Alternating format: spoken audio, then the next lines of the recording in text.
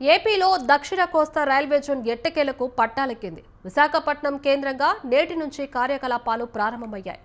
నగరంలోని VMRDA deck భవనంలో zonal తాత్కాలిక కార్యాలయాన్ని అధికారులు అందుబాటులోకి తెచ్చారు. జోన్కు సంబంధించిన మెకానికల్, టెలికమ్యూనికేషన్, సివిల్, ప్రధాన పరిపాలన వ్యవహారాలన్నీ అక్కడి నుంచే సాగనున్నాయి. సిపిఆర్ఓను నియమించారు. ఇప్పుడున్న గుంతకల్లు, గుంటూరు, విజయవాడలతో పాటు విశాఖపట్నం కలిపి 4 డివిజన్లతో జోన్ పనిచేస్తుంది.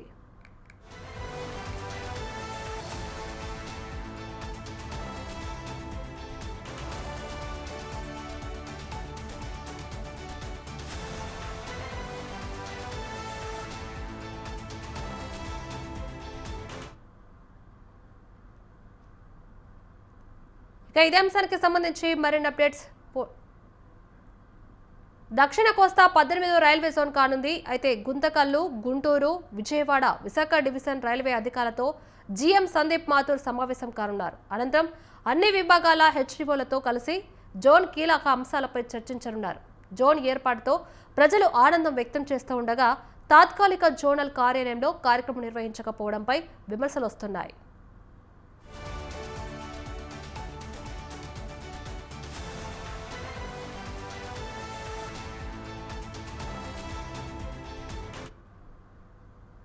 ఏపీలో దక్షిణ కోస్తా రైల్వే జోన్ ఎట్టకేలకు పట్టాలెక్కింది. విశాఖపట్నం కేంద్రంగా నేటి నుంచి కార్యకలాపాలు ప్రారంభమయ్యాయి.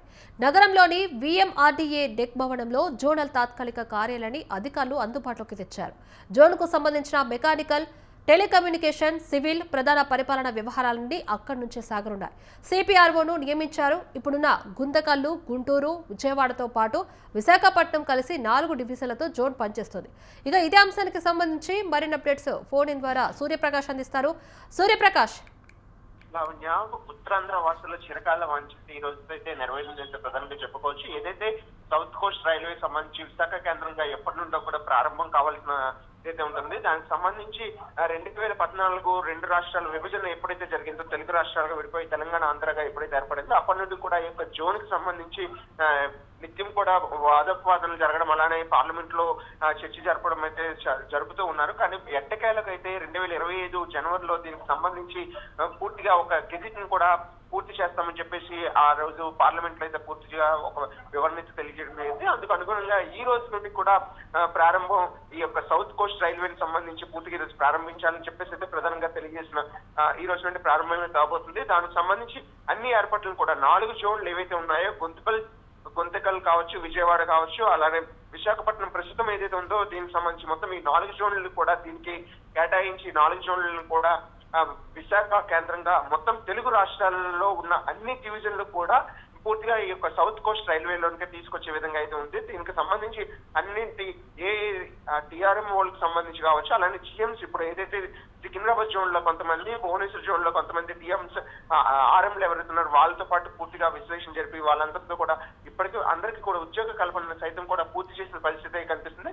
దీనికి సంబంధించి ప్రస్తుతం తాత్కాలిక భవనం ఏదైతే ఉందో డెక్, విఎంఆర్డీఏ డెక్, ఇది ఒక ఐకానిక్ బిల్డింగ్ గా ఉంటుంది. ఆ బిల్డింగ్ లో అయితే ప్రస్తుతం తాత్కాలిక భవనంగా 2 సంవత్సరాల 3 నెలల అగ్రిమెంట్ తో అయితే దీన్ని పూర్తి అక్కడ ఏదైతే భవనాలు ఉన్నాయో ముడిసర్ల ప్రాంతంలో పూర్తిగా దాన్ని పూర్తి చేసే లోపల కూడా ఈ యొక్క 2 సంవత్సరాలు 3 నెలల్లో ఈ ప్రాంతంలోనే ఇక్కడే కార్యకలాపాలు నిర్వహించడానికి అయితే ప్రస్తుతం సౌత్ కోస్ట్ రైల్వే జోన్ కి సంబంధించి మొత్తం కార్యకలాపాలని కూడా ఇక్కడే జరిపేందుకు మొత్తం కావాల్సిన ఎక్విప్మెంట్స్ కావచ్చు, అలానే దస్త్రాలు ఏవైతే ఈ జోన్ కి సంబంధించిన దస్త్రాలు ఉన్నాయో, అలానే ఆఫీసర్స్, క్యాబిన్స్, వీటన్నింటిని కూడా ప్రస్తుతం అయితే ఇక్కడ సిద్ధం చేసుకునే పరిస్థితి ఉంది. దీనికి సంబంధించి ఎక్కడైతే కారిడార్, ఏపీ కారిడార్ తో పాటు ఈ కారిడార్స్ అన్ని కూడా వాటన్నింటిని కూడా కొన్ని రాయగఢ్ డివిజన్ లో, కేకేకి సంబంధించి అదంతా కూడా రాయగఢ డివిజన్ లో పెట్టడంతో అది భువనేశ్వర్, కొరదా డివిజన్ లోకి వెళ్ళిపోవడంతో అయితే కాస్త అసహనం చెందినా కూడా ఏవైతే డివిజన్స్ విజయవాడ, గుంటూరు, గుంతకల్లు, విశాఖపట్నం డివిజన్స్ ని కూడా విశాఖపట్నం డివిజన్లలో తీసుకొచ్చారు. ఇది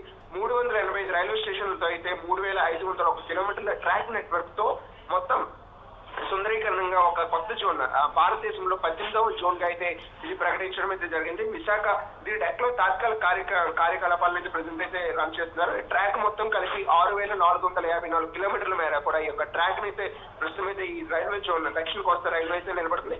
ఇది ప్రధానంగా భారీ ఆర్థికంగా ఆదాయ వనరుగా అయితే దక్షిణ కోస్తా జోన్ అయితే ప్రధానంగా చెప్పుకోవచ్చు. భారతదేశంలో ఉన్న యొక్క దీంతో కలిపి 18 జోన్లు ఏవైతే ఉన్నాయి, 18 జోన్ల ఈ జోన్ ఆర్థికంగా ఆదాయపరంగా ఎంతో ఎక్కువగా ఉంటుందని ప్రధానంగా అయితే చెప్తున్నారు. దీనికి సంబంధించి Visakhapatnam port, Gangavaram port, Krishnapatnam port కావచ్చు, ఉక్కు పరిశ్రమ, అంటే దాదాపు అన్ని పరిశ్రమలుగా అనుసంధానించి ఆంధ్రప్రదేశ్ లో కావచ్చు పోర్టులు ఏవైతే దేశ విదేశాల నుండి వచ్చే ప్రతి ఒక్క వాణిజ్య సంపద కూడా ఇక్కడ నుండి ట్రాన్స్పోర్ట్ చేయడానికి కూడా ఈ జోనే ఉపయోగపడుతుండటంతో అయితే ఆర్థికంగా ఈ యొక్క ఆదాయ మార్గంగా అయితే మారుతుందని ప్రధాని చెప్తున్నారు. కానీ ఇవన్నీ ఒక అయితే ఇక్కడ ఉద్యోగ అవకాశాలు కూడా భారీగా పెరిగే అవకాశం ఉంటుందని కూడా ప్రధానంగా తెలియజేస్తున్నారు. ఇది అన్ని పార్టీలు కూడా ఎంతో పోరాట యుద్ధం అయితే చేసిందైతే ప్రధాని చెప్పుకోవచ్చు. ప్రతి పార్టీ కూడా ఈ యొక్క విశాఖ రైల్వే జోన్ రావడం పైన హర్షాన్ని వ్యక్తం చేస్తున్నారు. కానీ ఇదంతా ఒక ఎత్తైతే తాత్కాలిక భవనంలో ఇలా చేయడం, ఎప్పటి నుండో కూడా జోన్ పైన పూర్తిగా ఉన్నా కూడా ఇప్పటికి కూడా పూర్తి స్థాయిలో ఒక భవనాన్ని అయితే నిర్మించలేకపోవడం పైన అయితే పలు విమర్శలు అయితే వస్తున్నాయి.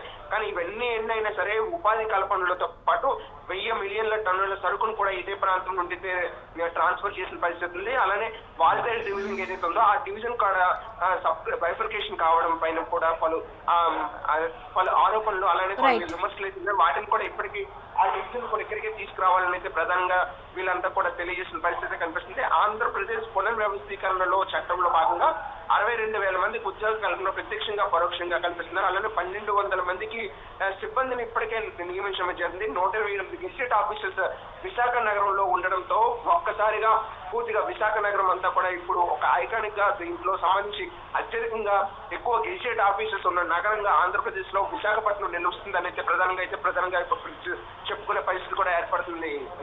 Right, thank you Suryaprakash.